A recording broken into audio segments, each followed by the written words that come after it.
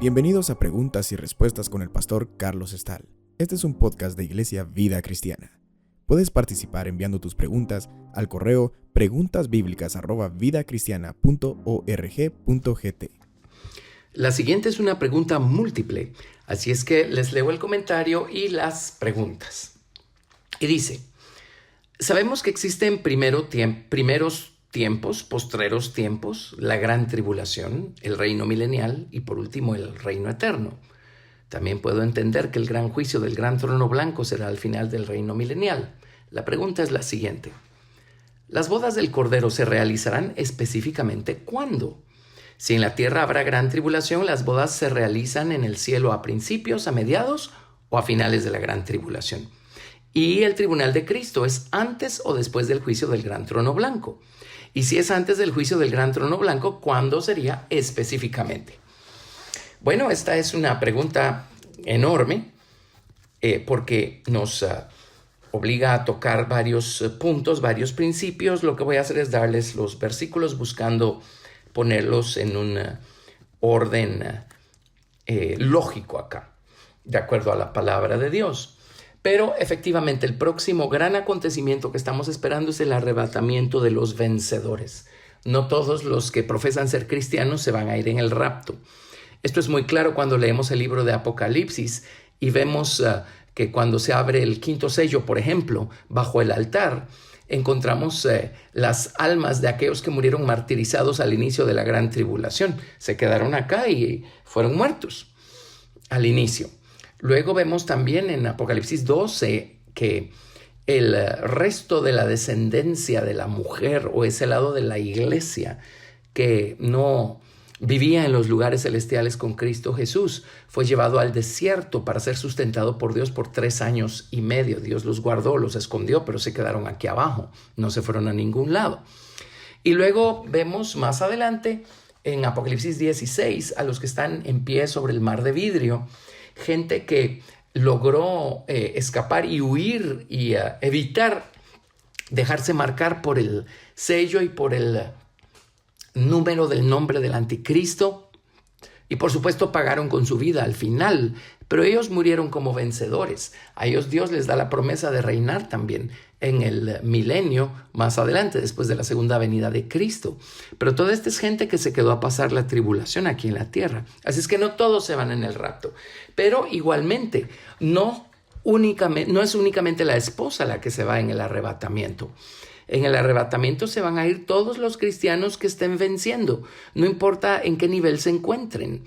Esto significa que estarán completando la medida que se esperaba de ellos en el momento en el que suene la final trompeta. Por ejemplo, si una persona hoy recibe a Jesucristo como su Salvador y su corazón se enciende de gozo y de amor por su salvación y el día de mañana es el arrebatamiento, pues es una persona que no tuvo tiempo ni oportunidad para crecer espiritualmente y para madurar espiritualmente, pero definitivamente se va a encontrar donde se esperaba que se encontrara. Estaba dando la talla o la medida. Así es que esa persona se va en el arrebatamiento.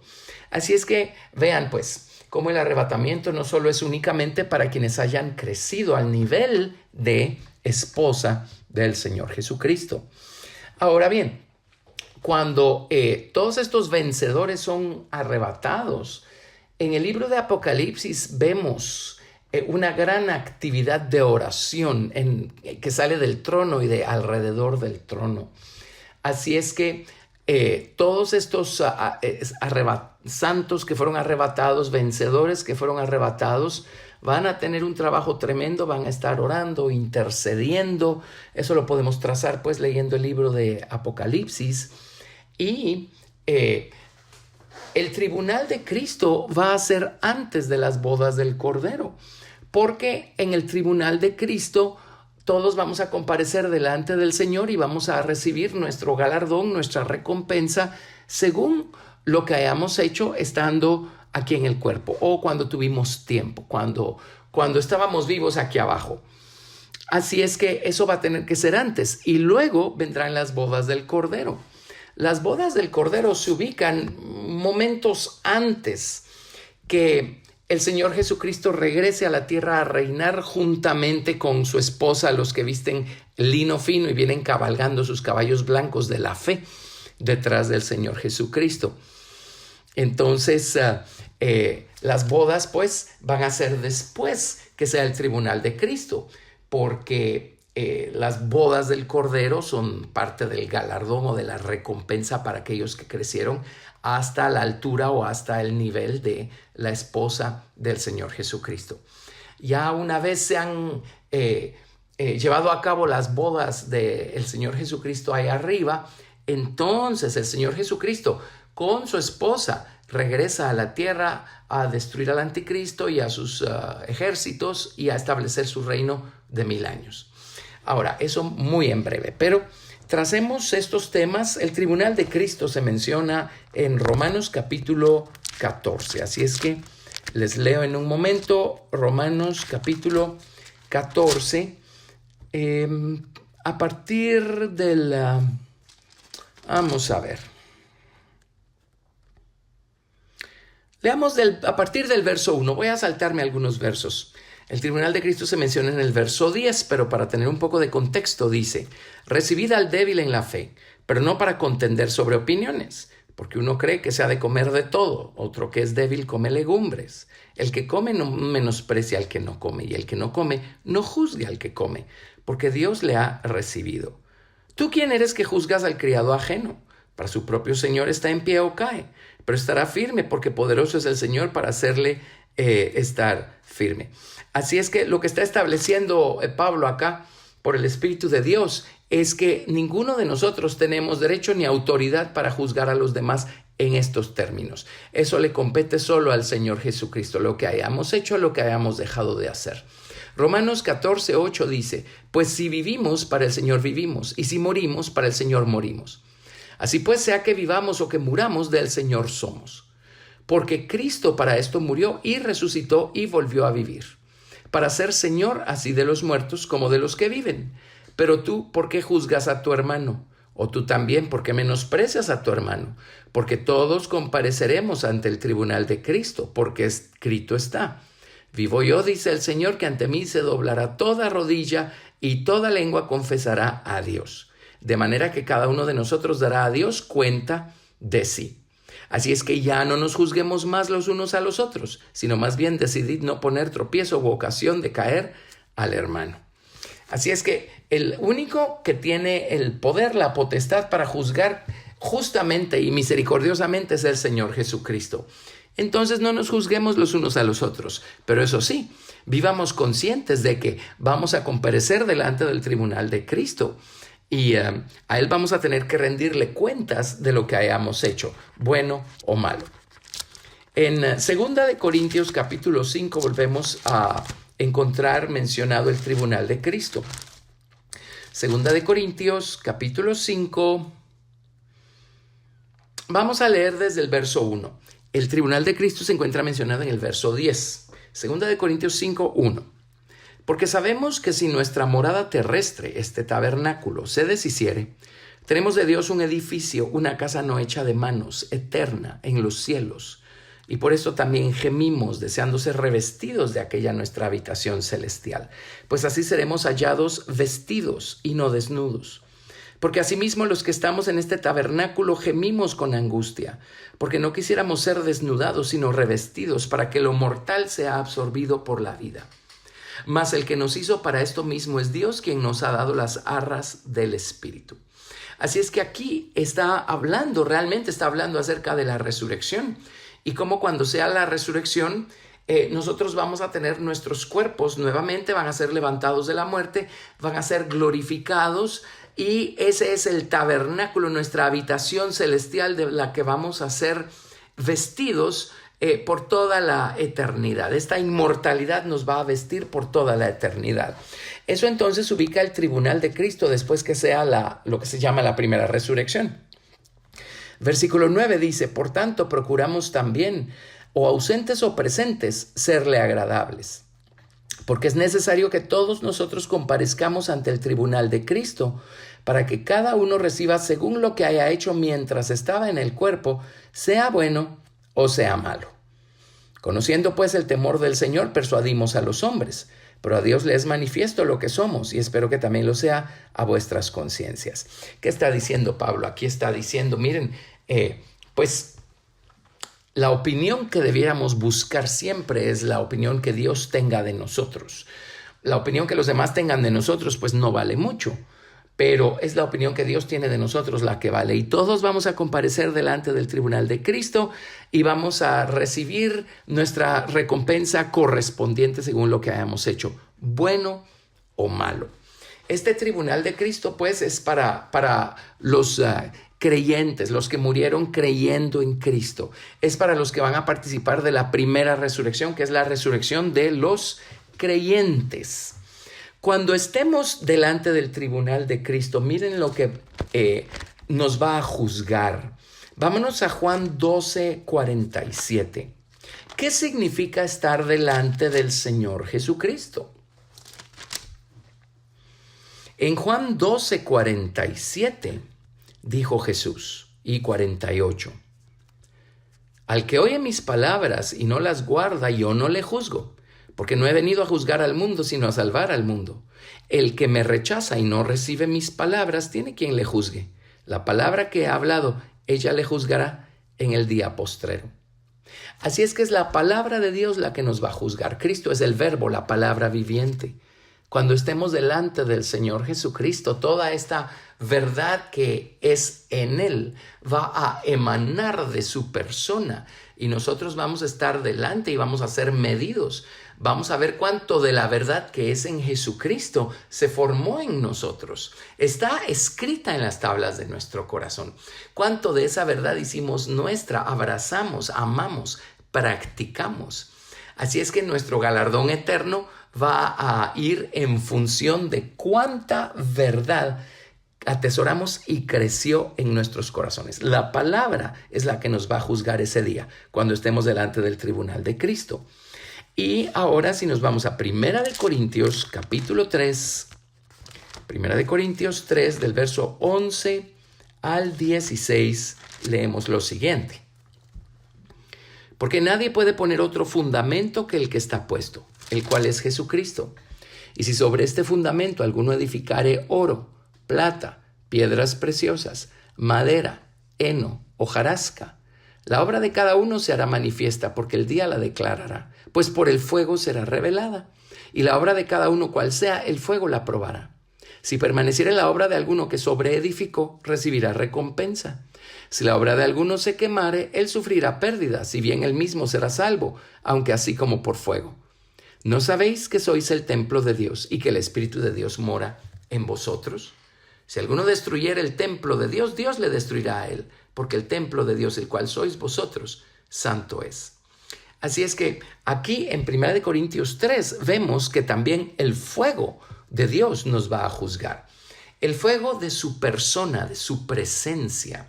Entonces, cuando estemos delante del tribunal de Cristo, allí va a estar la palabra viviente delante de nosotros. O más bien nosotros vamos a estar delante de la persona de la palabra viviente y nosotros vamos a estar delante de aquel a quien Isaías capítulo 33 llama el fuego consumidor, las llamas eternas. Así es que la palabra nos va a probar, nos va a juzgar y el fuego nos va a juzgar también. El fuego va a juzgar o va a manifestar de qué material fuimos hechos.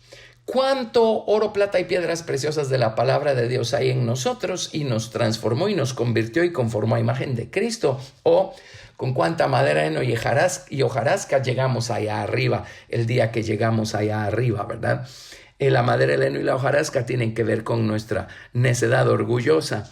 Y eso es lo que va a ser quemado cuando estemos delante del fuego consumidor y las llamas eternas. Les voy a leer Isaías 33, del verso 14 al 16. Y leemos lo siguiente. Los pecadores se asombraron en Sión, espanto sobrecogió a los hipócritas.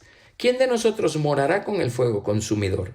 ¿Quién de nosotros habitará con las llamas eternas?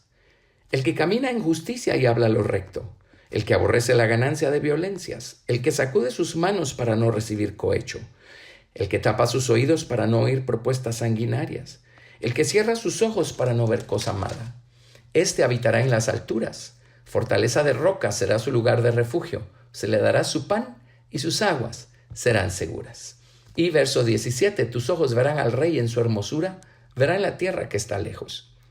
Así es que cuando estemos delante del tribunal de Cristo nos va a juzgar la palabra y el fuego, ambos que emanan de la persona del Señor Jesucristo, Cristo resucitado.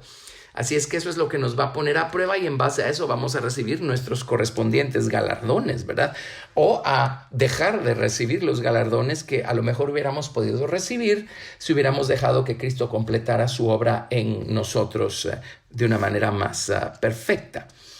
Muy bien, así es que obviamente el tribunal de Cristo tiene que ser antes de las bodas del Cordero, luego vienen las bodas del Cordero. Todo esto pues tiene que ver con los santos vencedores que participaron de lo que se llama la primera resurrección.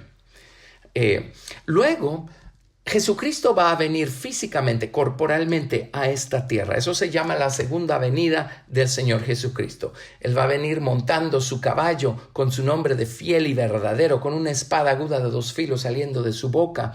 Y detrás vienen sus santos ejércitos vestidos de lino fino, que es la esposa del Señor Jesucristo, que va a reinar juntamente con él en la tierra.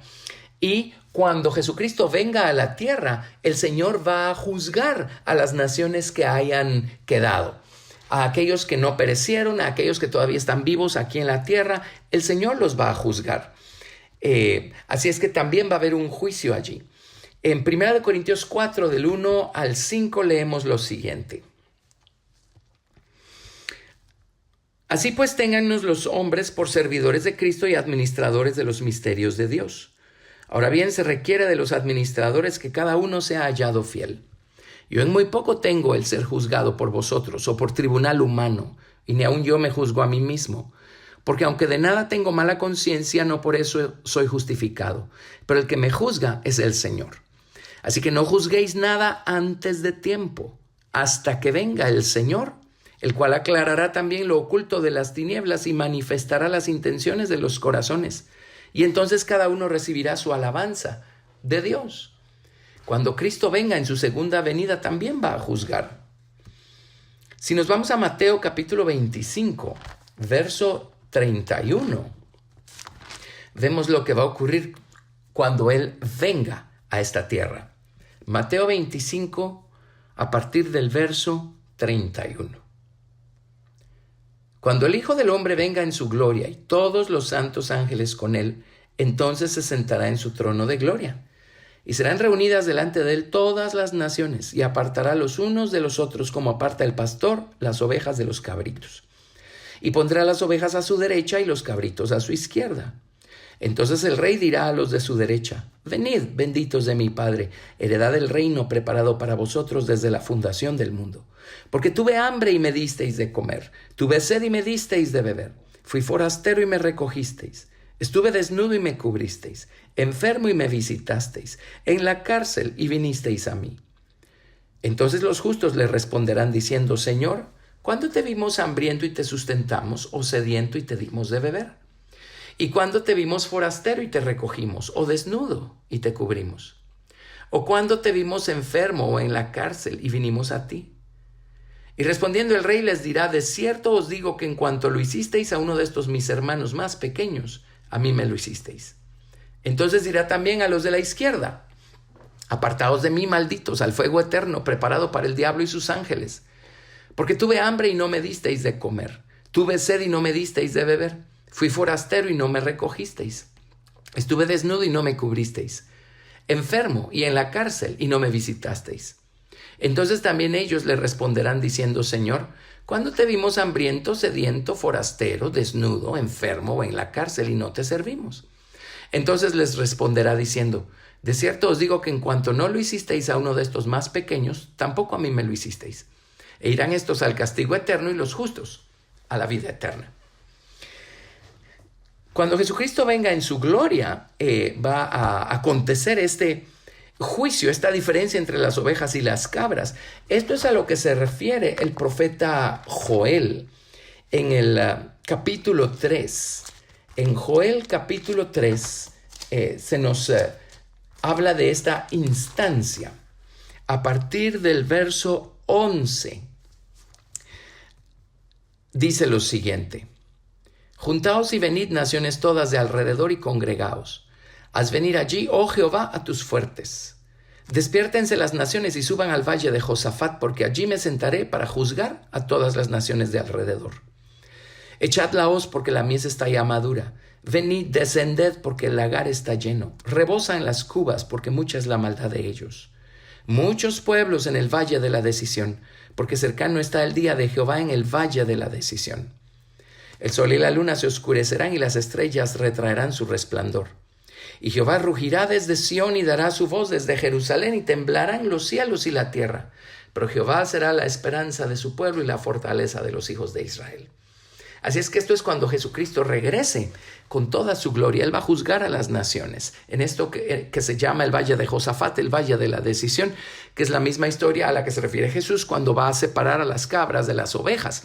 Y allí las cabras van a ser echadas al fuego del infierno. Muy bien, vamos a Apocalipsis 20, verso 4. Apocalipsis 20, verso...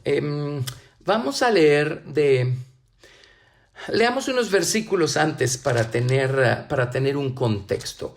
En Apocalipsis capítulo 19 se describe esta segunda venida del Señor Jesucristo a la tierra.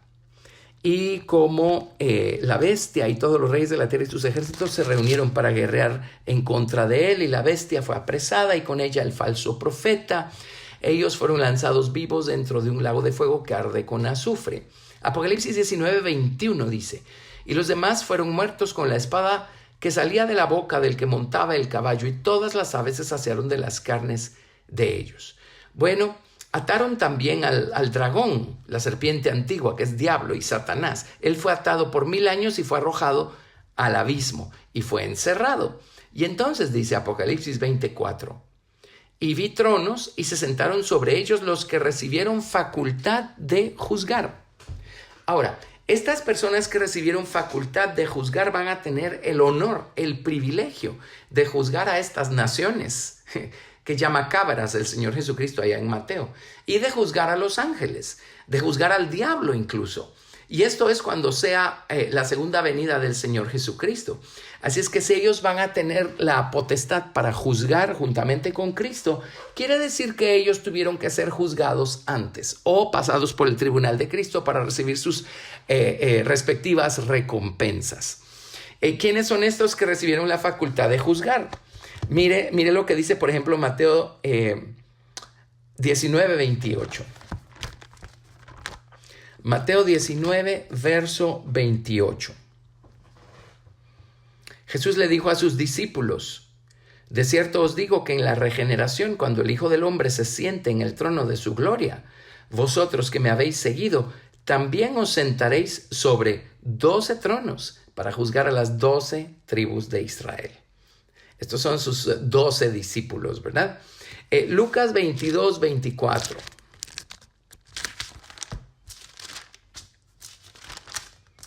Lucas 22, verso 24, del 24 al 30.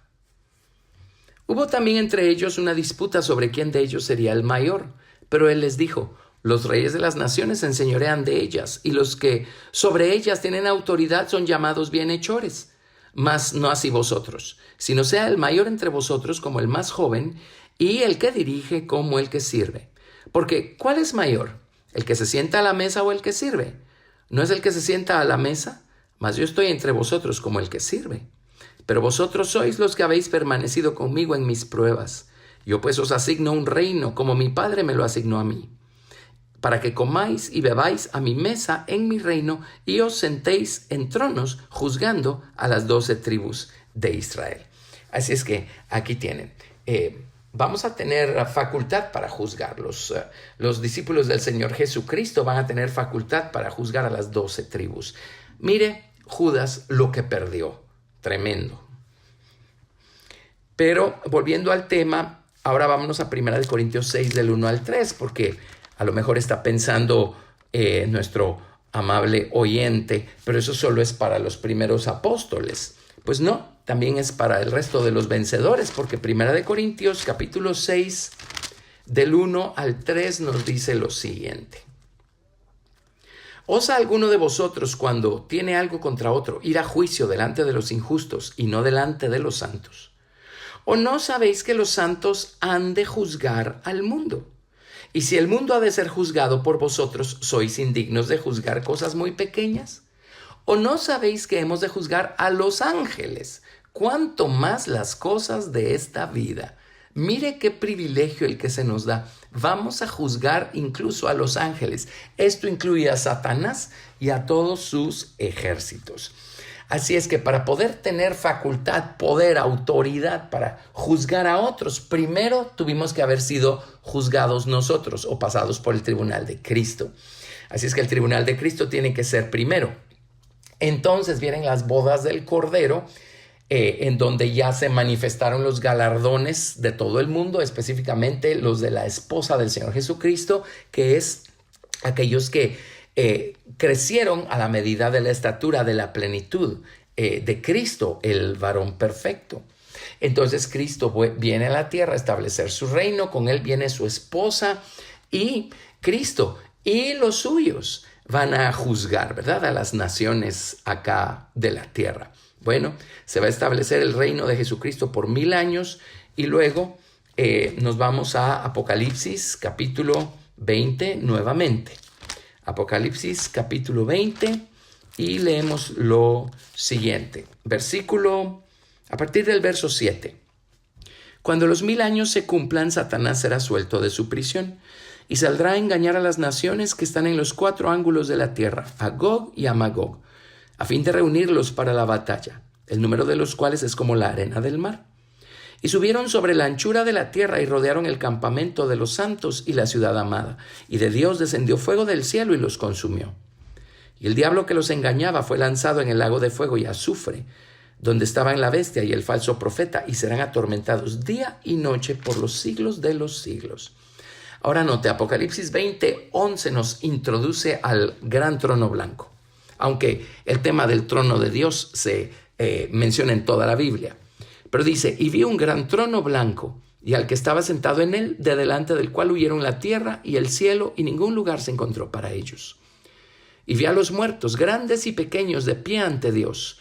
Y los libros fueron abiertos, y otro libro fue abierto, el cual es el libro de la vida, y fueron juzgados los muertos por las cosas que estaban escritas en los libros según sus obras. Ahora, esta es la gente que no participó de la primera resurrección. Esta es la gente que va a resucitar hasta este momento después del milenio. Allí van a resucitar los que se fueron al infierno y a la muerte, y también allí van a resucitar. Todavía hay un grupo de personas que murieron sin haber vencido, que van a resucitar hasta allí. Y ellos van a comparecer delante de Dios, delante de su trono. Este es el juicio del gran trono blanco al final del milenio, cuando sea la resurrección de todos los muertos. Verso 13, y el mar entregó los muertos que había en él, y la muerte y el Hades entregaron los muertos que había en ellos, y fueron juzgados cada uno según sus obras. Y la muerte y el Hades fueron lanzados al lago de fuego. Esta es la muerte segunda. Y el que no se halló inscrito en el libro de la vida fue lanzado al lago de fuego. Más adelante en Apocalipsis 21, verso 7, leemos lo siguiente. El que venciere heredará todas las cosas, y yo seré su Dios, y él será mi hijo. Pero los cobardes e incrédulos, los abominables y homicidas, los fornicarios y hechiceros, los idólatras y todos los mentirosos tendrán su parte en el lago que arde con fuego y azufre, que es la muerte segunda. Así es que aquí tenemos el orden de estos acontecimientos. Pues para resumir nuevamente, el tribunal de Cristo, en donde van a comparecer los creyentes, van a ser juzgados o van a estar delante de la palabra y del fuego que van a emanar de la persona del Señor Jesucristo, y eso es lo que nos va a juzgar. La única unidad de medida con la que vamos a ser medidos es Jesucristo mismo. Por eso nunca vamos a juzgar justamente. Dios no nos mandó a juzgar en esos términos. Y además, el único que tiene la unidad de medida es el Señor Jesucristo. Él es nuestra vara de medida. Es con Él con quien tenemos que medirnos. Así es que va a ser el tribunal de Cristo. Después del tribunal de Cristo van a ser las bodas del Cordero. Después de las bodas del Cordero, la esposa va a regresar a la tierra a reinar juntamente con Cristo y van a ser juzgadas las naciones de la tierra, ¿verdad? Y las ovejas pues van a estar disfrutando de la presencia de Cristo durante el milenio, pero las cabras van a ser lanzadas a la muerte eterna. Muy bien. Y finalmente, después del milenio, cuando todavía pues en el milenio hay gente que necesita ser probada todavía, por eso es que van a soltar a Satanás al final del milenio e increíblemente va a engañar a un gran número de gente. Quiere decir que hay gente que está allí cuya elección por Cristo todavía no había sido probada.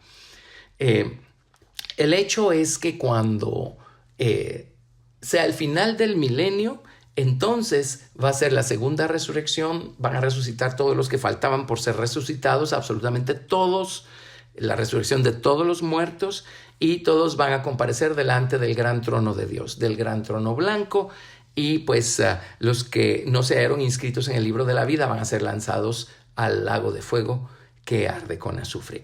Y después del juicio del gran trono blanco viene lo que llamamos la edad perfecta, cuando ya se manifiestan los cielos nuevos, la tierra nueva y la nueva Jerusalén, y todos los creyentes van a ir a su correspondiente morada eterna, y pues todos los impíos se van a ir a lo que se llama el lago de fuego que arde con azufre.